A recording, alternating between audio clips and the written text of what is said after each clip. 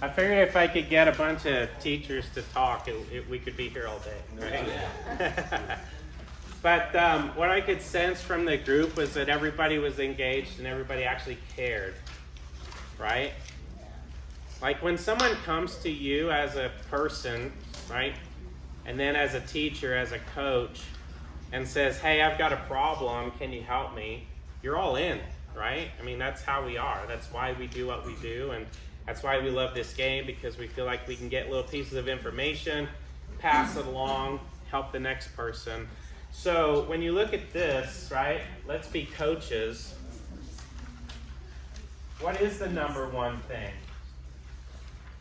Right? What's the number one objective of any lesson? Give the student what they want. Right? Now, sometimes they don't know exactly what they want, or they came to you for something. Like, I love it when someone says, I'm fine with distance, my accuracy is bad.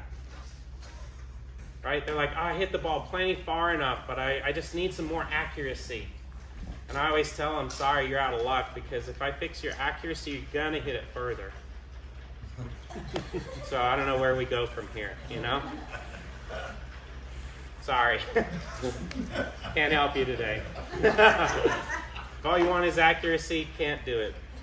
So I always think of it, the number one thing you want to do is like ask your students what they want and then figure out how to give it to them. Right? If you go back to the feelings page and you're like, oh, I went to the lesson, I wanted this and I got this. Those are great words that everybody wrote down. Right? Let's jump back a couple pages on that sheet and just look at that. So how would you feel? Right? Let's look at that. Let's just shout it out. We've got our vocal cords warmed up already. Throw a word out there. If you've got more, you were amazed, you just spent time with a coach. Right? So we've already maybe checked off one of those goals for the summer. If you were partway thinking in your head through my presentation that, hey, you know what, Craig's right, I need to be a student and I need to go get a lesson. You just did it. Right? How many of you have given lessons over the phone via phone call, text, FaceTime, Facebook, whatever, right? Raise your hand. I want to see. Like if you've actually given a lesson to somebody without standing there and watching them hit. That's a lesson. Right? Now if you want to bill it as hours billable like a lawyer and send them a bill, you can do that, right? Or you can just, keep it as a little back pocket credit just in case you happen to go over 10 minutes on one lesson and you short that person 10 minutes. You're like, yeah, I gave you 17 texts last night at midnight, Okay, so what's a word? Pumped. What else? Motivated. Excited. Right? So if you just sat there across from each other, okay, now we don't need to out somebody if they just gave you horrible advice. But who felt, I want to hear something from you all. Who felt something good from that conversation? Just tell me. You can praise the person that worked with you. Hey, I think that information was really good. Who wants to go first? Because I'm going to ask everybody. So I was talking about my putting a little bit. Okay. Something that it's more of a mentality that I need to have than really technique. So Aaron was telling me about how his daughter went online, designed her own putter, designed everything, kind of got it, and all of a sudden she's making everything. Right? So, yeah. So for me, it kind of gives me the, that I need to be able to have what I want and have that comfortability with what I'm looking at, and that could be one of those things that help me get past the mental block. Yeah, now that's a great piece of advice, right? And I know that from my own experience. I make my own putters, and I go through that exact same experience with my students. They get to pick the color. They don't get to pick the length, the lie, the weight. I pick that for them. But they get to laser engrave a picture of their dog or their company logo on the bottom of the putter, and they pay $1,000 for the putter.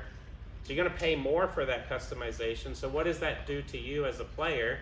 you're all in, right? If you got a picture of your kid on the bottom of your putter, right, and your favorite colors are blue and gold, and you just did that, it's not going in the closet next time you have a couple 3-wiggles, right? You're like, I spent $1,000 on this. Maybe.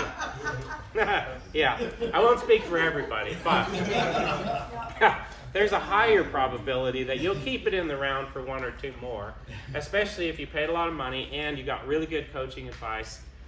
You're going to start not blaming the club as quickly as you might just blame, hey, you know what, I just don't own that process good enough yet. All right, who else wants to go? Who got a good little tidbit of information from their coach? Aaron, what'd you learn? Me, Aaron? This Aaron? Oh, So he already Steve was gave telling advice. Steve was telling me about this app called Decade Golf, which basically when you play practice rounds or tournaments, you figure out where the exact aim point is to where you have a shot into the green based on what your misses are. Mm-hmm. Also talking about more in-depth stats keeping, like I do just fairways miss or not, but like fairways miss left, miss right, greens over long, just kind of getting more in-depth of your own game kind of way. So definitely some things I could do better on in that sort. Yeah. Yeah, data capture is important. Proper data capture is important, right? Yeah. I can tell you rounds where I've purposely tried to not hit the fairway. But if I was trying to keep track of my fairways hit, that's not a good enough stat, right? I keep track of my dispersion cone, right? So that's good information. Ryan, what'd you learn? Putting, just breaking it up into increments, not just sitting out there for an hour and then getting fun to break down mentally. Pretty much. Like distance increments or different things just like time increments. time. Going out for 10, 15 minutes at a time, not just standing on the putting green and missing and then getting mad at yourself. There you go. All right, so time management, I think that might have been on everybody's list at some point, right? If you're not owning your time and scheduling your time, somebody else is going to steal your time. It's super, super important. Something is going to steal your time, right? I can't tell you how many times I've come in, I've got an hour, I've got to punch in these club orders, I've got to eat some lunch, and I walk through the shop, and then I'm in the middle of giving a swing tip right by the Peter Millar shirts, right? I have to be able to say, hey, you know what? Sorry. Or if I see that person, just run the other way.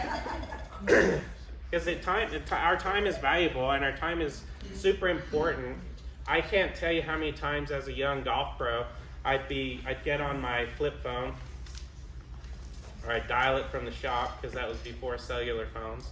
But I would call my wife and I'd be like, hey, I'm going to be done in 10 minutes. I'll be home in 30. And then what happens? Nope. Never. So a quick marriage tip. Tell your wife or husband, I'll be home in an hour. And then when you show up in 30 minutes, that's better than telling them you'll be home in 10 minutes and showing up in an hour, right? Who else has got a great tip? Yep. I got some great advice from Joe, who I've lived up to. We're about the same age since the junior golf days. And about 4 years ago, I destroyed my lower back. I used to run a lot. 4 years into physical therapy and emptying my wallet because everybody says they can fix it without surgery, I'm probably worse now and probably need to have some. But anyway, I still love to play, but as my skills have declined because of my physical condition, I've got to the point where I'm so embarrassed I don't even want to go out and play in a section event, and I miss that. So I've gone down a lot of rabbit holes trying to fix it myself, and Joe just says, hey, you need to see if the things you're working on, you need a physical analysis to make sure you can actually do those things. So we talked about, John Rhodes and TPI and just some of those things, because I think some of the things I've been trying to do to work around my hip problem has actually got me to a point where I'm a little worse. Yeah. But I'm committed. So I still want to get better, and if I have to have surgery to fix it, I'll fix it. Right. That's awesome. You don't know what you don't know. Yeah. Right? And then if you ask some questions, dig a little deeper and ask other people, that's why we're doing this, is that you don't know what you don't know, right?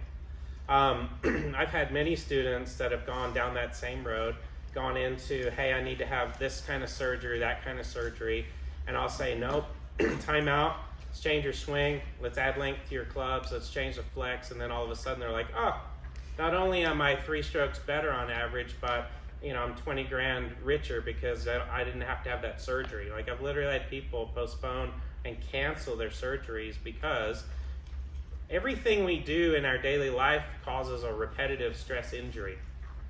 Everything, right? Who's noticed in the last 5 to 10 years their pinky finger gets really sore because that's where they hold their phone? Right? Who's had biceps tendonitis? Who's had like a feeling like, oh, this is so tight right through the bicep, right through here? Because you're holding your phone. No, I'm not kidding. Right? It doesn't weigh much, but if I stood here just with nothing in my hand for 10 minutes, 20 minutes, 30 minutes, whatever it is, and then I try to release my bicep, it's tight. Well, then you go do something like go hit a ball or something like that. You create a repetitive stress injury, biceps tendonitis, from holding your phone. So switch phones, put your phone down, put it on something, swipe with your finger. Whose thumb is worn out? I mean, this stuff happens to us. Anybody else want to add? We'll do one more. Who got a great piece of information? We just talked about just like the season of life. Like, so now that, my daughter's 11 and plays golf now, and my husband's plays golf more now, like it, pushes me to now go take the time to practice and work on the things that I want to get better at my wedge game and be more creative and master that flop shot that I wanted to master my whole life. So, now that it's just a different season of life, we can go do that together. That's perfect. Yeah, the perspective, right? Because when you look at that season, you're like, okay, I'm actually excited about this season. But you know what? It's perfectly okay to not be excited. It's a season, right? A lot of us kind of freak out because we're like, oh, I've got this tournament coming up or whatever it is. You're like, I used to be more competitive in the section championship or whatever it is, and you're like, this sucks, I'm frustrated. It's a season. Let it pass. Do whatever you have to do and then work through the season. So it works both ways. If you're going into a motivating season, got more time, got more money, got more people to do it with, great. That's a fun season. The other season, you know what? I can't play in enough tournaments because I got to make more money. I got to work harder at this point. This is my season, right? Take it for what it is. It's just a season, and it'll pass, right? So you can do that. So let's look at this is kind of leading us into the next part. So we go past the coaches. Now, the next slide that we're going to look at is where do you focus your efforts? Okay, just take a look at that. So you got some advice. Now you're looking at where do you focus your efforts, right? So we had one of an app, building a putter. We had one that's specifically equipment related. We had one that's an app that's related to stat tracking, right? So in this case, it's equipment. In this case, it's golf IQ. Right, I want to get faster. Then we had body. We had a physical part of that. Then we had time, more of like a freedom of confidence, but also skill development, the flop shot. Right? So now here's why we're going to talk about this, and this is one of the most important things that I basically discovered, and some of you may have discovered something similar, but it's categorizing your focus, right? If I get done playing my tournament and I'm like, dang it, missed another cut, what the heck is wrong with me? Like, I've done this a bazillion times, I've hit that shot a million times, and it kind of ends up falling down into this bucket of like something mental, something confidence, whatever, right? Is it? If you really diced it up and chopped it up into categories, what percentage is your focus? So right here, I want you to write whatever that piece of advice is that you got, and not just the piece of advice you got, but maybe something you've heard, your goal for summer 2022, write a percentage by each one of these. Try to make it add up to 100%. 100% Total. Total 100%. You have 5 categories. Give it a percentage. Aaron just wrote 110, 110, 110, 110. Well, I thought I did it right, and then I added it up, and I'm at 110. Oh yeah, that's good. I'm a 110 kind of guy too. That's why we love you, Aaron. We always give it an extra 10. Yep. It's like my kids, they get mad at me because they're like, Dad, everything does not cost $1,000. Because that's my line. I'm like, dude, I spend $1,000 on shoes on you every year. They're like, no, you don't. I'm like, add it up. Like whatever it is, just happens to be $1,000. So now it's kind of a joke. Now it's a joke. They'll say something like, you owe me $1,000 for whatever. $1,000 just happens to be the number. So for Aaron, it's 110%. All right, so let's go through this. We're going to start at Terry, and I'm just going to have you start with equipment. What percentage are you assigning to your focus for equipment? 0. Perfect. Brian? 30. Aaron? 5. Aaron? 10. Forgot your name? Which one was this? Equipment, how much percent? Yeah, equipment. Is everybody done? Everybody done? So just call it out down the line there. 5. 5. I have 5 down here, but I've spent a lot of my time in the winter on my equipment. Okay. Bruce? 10. I did mine in the winter too, 5. 10. 10. Okay. Next line. Technique. 20. 20, 25. 25, 40. 40. 50. 25. 30. 35. 10. 40. 20. 20. Okay. Physical body. 50. 5. 40.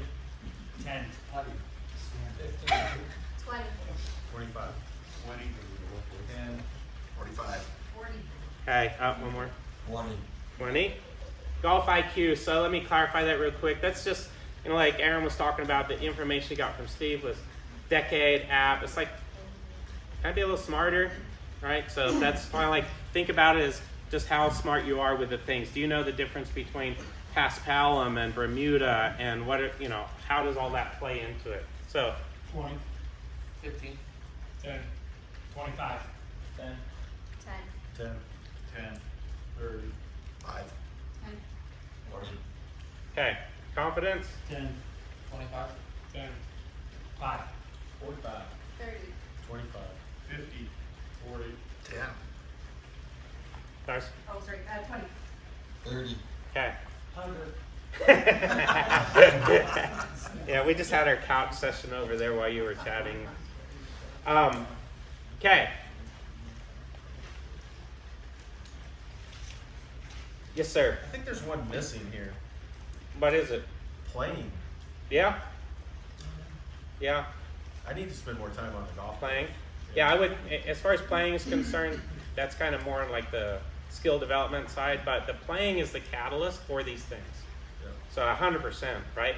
So you're gonna play, and you're gonna play better, you're gonna play more because you're gonna organize it in these categories, right? So think about that time management part. Can you carve out 30 minutes at the beginning or the end of the day? Can you carve out an hour at the beginning or the end of the day? Can you do that 1 day a week, 2 days a week? Can you just carve out an entire day? Take that day off, 2 days off. In the winter time, can you carve out more of that time? Like a couple of the guys here mentioned, there's a lot more emphasis and focus on equipment and whatnot, trying to get stuff dialed in, right? So it doesn't matter what the actual time factor is. It's just this is now going to guide your focus, right? Because we all get this. Like how many times you're thinking to yourself, all right, okay, I'm going to go teach, or I'm going to go do this, and then at the end of the day, I'm going to go to the range, I'm going to work on my short game. And then at the end of the day, you go out to the range, put your bag down, and then someone's like, let's go play a few holes. And you're like, okay. Right? You got to be able to say no. Like, sorry, I carved out this time for my short game. This is what I'm here to do. And let's put it on the calendar. We'll schedule it, and I'll get, let's do it next week. Whatever that is, right? So, like I said, something or somebody is going to steal your focus and your time. Don't let that happen. Just be intentional with that. And it's perfectly okay. Everybody in the whole world deals with this. So when somebody hears you say, no, you know what, I need to focus on this, okay? They could be shocked or offended, but they could also go, that person's got their stuff together. They're intentional, they're focused, they're moving in the right direction. I want to be more like that person. Then all of a sudden you'll start seeing people that you work with or in your circle. They're like, you know what? I see how that person, he or she operates. I see how they go about their day. And they fully respect that you just told them no to their face, right? And it's not because you don't like them. But if you don't like them, this is a really good out, right? If you don't like them that much, you can be like, I got my time allocated. Sorry. All right. Okay. Very good. So, next slide. Okay, let's be friends. Okay, so we're getting to know each other a little bit. Don't know everybody in this room, but collectively as a group of PGA professionals, we can help each other, can't we? Right?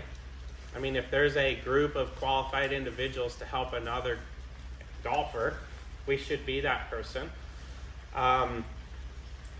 Again, we have our time to monitor, but how about we give each other some time?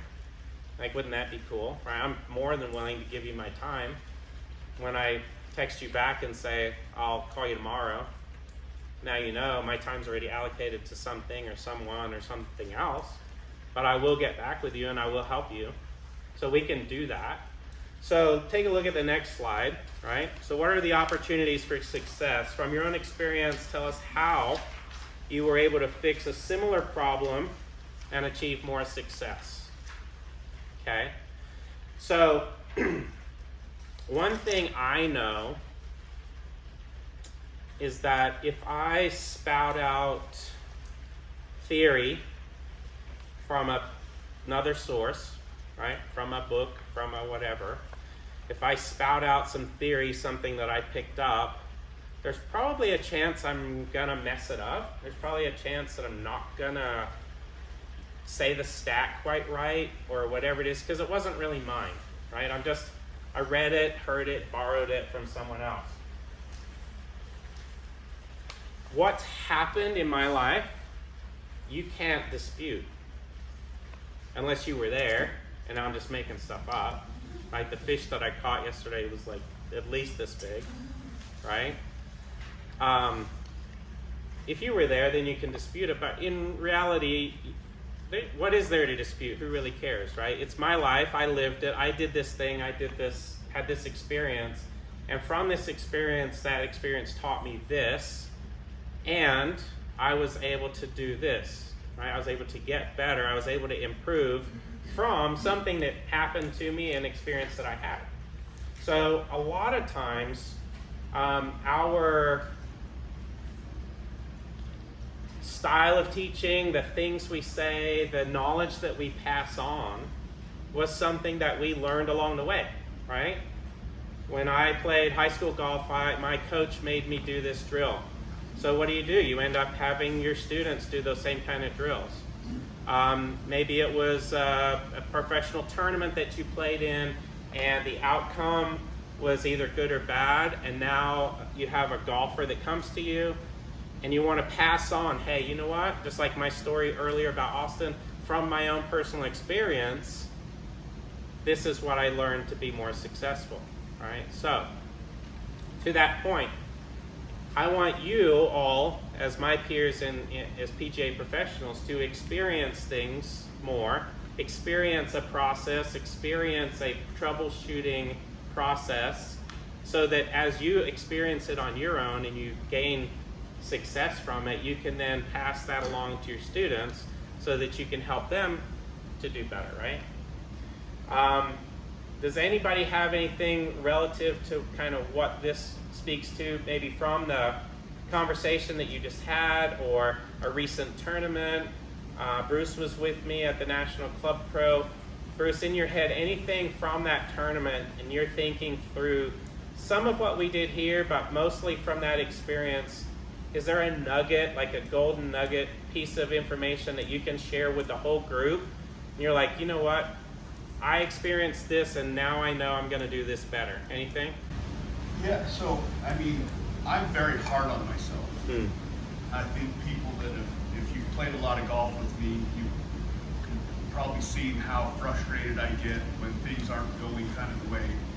You mean when you turn into like Wolverine? Yeah, something like that. Yeah, this wasn't here. So, one thing, I learned it from, not that I didn't know it, but it's like you relearn. Yeah. So my 17-year-old son was caddying for me. I played not a great first round, but I ended really good. So I shot 68 first round, was kind of in a good position, felt like I'm playing really well. And the second round, I didn't start off very well. And so my shoulders started to hunch. I started to kind of whatever, and I get to this par 5, which wasn't really reachable. It was into the wind. I hit a terrible layup shot. I shouldn't say terrible, it was fine. But I almost hit it in a fairway bunker 120 yards from the green. It was like, that could have been bad, right? it could have been terrible. So I just kind of, not that I slammed my club, but I kind of knocked it down, and I said out loud, I'm going to shoot 100 today. So the next tee, my son goes, Dad, get it together. He goes, I can't believe you're letting this affect you like this. Yeah. And it was more of a reminder of why is it affecting me this way. Yeah. I mean, number one, it's because I care, but he's 100% correct. It's like, this shouldn't affect my shot, it shouldn't affect my attitude. So a lot of it was just an understanding that I need to be kinder to myself and kind of just go with the flow, I guess, is more of what it was. That's a great perspective. My son caddying for me at the Bayonet course a few years ago did the exact same thing. He was like, tap, tap, tap on the shoulder. No, he literally like pulled me off the tee. And as a dad, I'm like, oh, this is going to be good. I follow him over there, and he's like poking me in the chest, like, give me that look, get it together. Acting like an ass right now, right? Like, because I was doing that kind of thing. Yeah. Joe, what do you think? What do you got? From the tournament, something that you're like, oh, man. Probably just general, just from conversations with great players and my own experience. Like, sometimes we want to be an ideal, like let's say with the swing, like if I can swing like Adam Scott, I'd be good or whatever. And we spend a lot of time trying to be someone else when we probably need to look at how we can do the best with what we're doing. So you can waste a lot of time trying to. No one really likes their swing or what they do if they look out on film. A lot of times we're like, well, I can change this and this. And a lot of it's wasted time if we're not working with what we got. Yes. Yeah, very good. I'm gonna see if I can find this real quick. If I can't, we'll just we'll skip on. But let's see here. Great opportunity for Alex here, rookie year, heading into the weekend with a chance to maybe win your first PGA Tour event. First, let's talk about when you've done the first 36 holes. How would you describe how you've been playing so far? This week, pretty well. I felt like I played really well today. Didn't score as great on my first 9. I started on 10. Felt like I hit a lot of really good shots. Left myself in some weird places around some of the greens and didn't hit the best of the chip shots and made a couple of bogeys, but hung in there and made some birdies on the par 5s and took advantage of some of the scoreable holes on the front 9 and had a shot from the fairway that happened to go in. So pretty stress-free today. Obviously the wind was blowing a little bit more than we had yesterday morning, so that made the course play a little different. But yeah, looking forward to the weekend and what that holds. What are you looking forward to, especially with a top-flight player like John Rahm in the mix? I don't know if I have a whole lot of expectations. I mean, I know it's going to be a little different than what I'm used to, but it's funny, I played with John in college. He probably doesn't remember me, but I think he was a senior when I was a freshman. So it was 5 or 6 years ago. I'll have to ask him tomorrow and see if he remembers. But yeah, you know, I think I was in the last group on Saturday in Punta Cana a month ago, and felt like I learned a decent amount. So hopefully I can take that into tomorrow and learn some more tomorrow. And what did you learn from that moment? That you don't need to be perfect out here. You know, you just need to play solid and keep just plot your way around, and not, you know, no one out here hits it exactly where they're looking all the time. So I feel like if I can realize that, and obviously I have expectations of, you know, I want to hit it where I'm looking, but just realizing that it's not going to happen every single time, and accepting that, I think will be a big factor tomorrow. Wish you the best. Thanks, Tom. Appreciate it. Anybody else have anything that they want to share that they've learned or had an experience recently, Steve? Yeah. This is more of a story, but I was living in Hilton Head back in the late 80s, early 90s, and Davis Love had won the Heritage 4 times at that point, and so he is in the lead for his 5th tournament title, and I decided I was going to watch him from the time he walked out of the locker room to the time he walked off the 18th green that day. Watched his whole entire practice session and watched him play 18 holes, and I realized he won the tournament. He won for the 5th time. He did not hit it anywhere near perfect that day. He hit it in the trees probably 6 times, but was able to recover, and his wedge game was just impeccable. When he had a chance to make birdie, he made birdie. Yeah. And when he hit it in the trees and he'd lay up, you know, 30, 40 yards short of the green, he got up and down.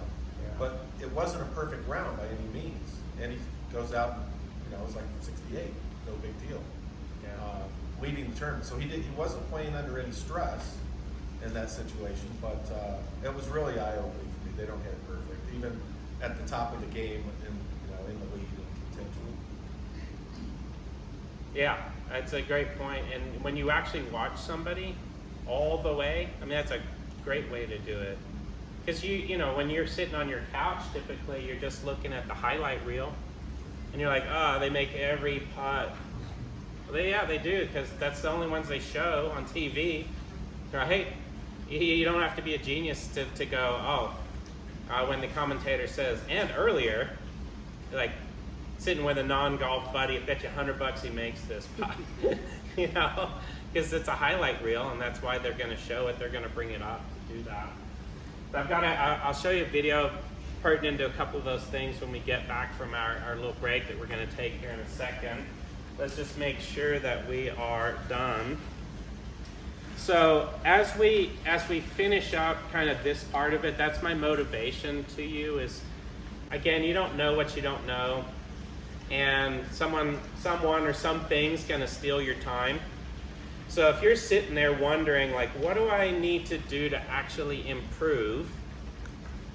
Be specific with those things. If you put 0% in one of those categories, you just avoid it completely. I mean, I would say probably a little routine maintenance on that category is not a bad thing. But if you're intentionally trying to accomplish a goal, be specific with exactly what it is that you think is going to be the most important thing. I heard some bigger numbers, 50s, 45s. I don't know if anybody put any more than 50, except Devin put 100. 110. 110. Yeah, I kind of messed up. I always said 100. Going once. 120. Anybody got 120? I put 50 down because, at my age, I have to work out every day to be healthy. Yeah. So, yeah, I mean that. In the morning I spend 2 hours doing it. Yeah, that physical part of it is very, very good point. Yeah. Right? Get out there. We can't do this thing without our body. Right? And we can't do it without our clubs. Right? How far can I hit this ball? Right? It's not going to go very far. I don't have a tool to use. right? We need clubs. And as we know, our mind, we can't really do it without our mind. And our mind really encompasses the confidence and the golf IQ part of it. So if you think about your equipment and your body and your mind, it's kind of it, right? But within those 3 things, I've broken out into 5 things. So if you can take this TRIM5, and the reason why I call it, thanks Fritzing, the reason why I call it TRIM5 is this basic thing that I just walked you through, is because there's 5 categories, and you're going to trim strokes out of each category. Okay? Now the reason why I landed on this was because I was the frustrated player who didn't really know where to go. Like, where do I go? Where do I spend my time? Where do I focus my energy? Right? And all I could see was this big elephant sitting on this platter that I had to eat. And I'm like, how do you eat an elephant? Like, one bite at a time, right? So one day at a time, one moment at a time, one piece of the puzzle at a time. So how do you decide which rabbit trail you're going to go down? Okay? This is not a rabbit trail. This is a distinct focus on exactly what it is that you think is the most important thing on your priority list. And it does change. It can change, I wouldn't say necessarily from week to week, but it could change from month to month or season to season or whatever that is. It does evolve. And here's how this plays out. Terry said he's working on his body. He put 50% into that, right? Well, if every morning you get up and it's like autopilot, I got this, boom, boom, boom, do my stretches, do my workout, I got it. Maybe you don't need to spend as much focused energy on that because it's part of a routine. Then you can take some of that 50% of your focus and put it into something else, right? Let's say it's the equipment thing. And Bruce takes Aaron's advice. He goes on, he builds the best putter he's ever had in his life, and all of a sudden the actual tool, a part of the equation, is now not part of the percentage. It drops. Maybe it goes from 45 to 5% or whatever it is. Well then, because you're dealing with 100% of your focus, you just reassign it, right? Just reassign it into one of those categories so that as you reassign it, you start changing your priority list of what it is that you're going to want to do. Okay, so does everybody kind of understand exactly where that goes? So, quick question, because what we're going to do is we're going to break, and then when we come back from our break, I'm going to pick maybe 1 or 2 or 3 of these main topics, and I'll just poll everybody because I couldn't memorize everybody's percentages as we went around. But if you want me to spend more time in the next session on equipment, raise your hand. Okay, if you want me to spend more time on technique, raise your hand. Keep your hand up, high. Okay, that's most everybody. What about physical body? If you want me to spend more time talking about physical body, raise your hand. Golf IQ. And you can raise your hand twice if you want, because I'm going to pick 2 or 3 of them. So golf IQ. Okay, and confidence. Okay, so I'm going to skip equipment and body, and I'll spend a little bit more time on the technique and the golf IQ and the confidence part of it, which is cool because it's really what I wanted to do anyway, because, you know, like I'm not the Adonis standing up here with the physical body to display for everybody. And then, so here's what we'll do. How much time? 10 minutes or so? Restroom? Maybe we say 10:45 when we're back. That gives us about 12 to 15 minutes. Perfect. And then there's a few little items here, snacks that Darcy's put out for us. And you said there's drinks. So you can get something out of the fridge, or there's fountain drinks, there's coffee, hot chocolate. So okay. All right. See you at 10:45.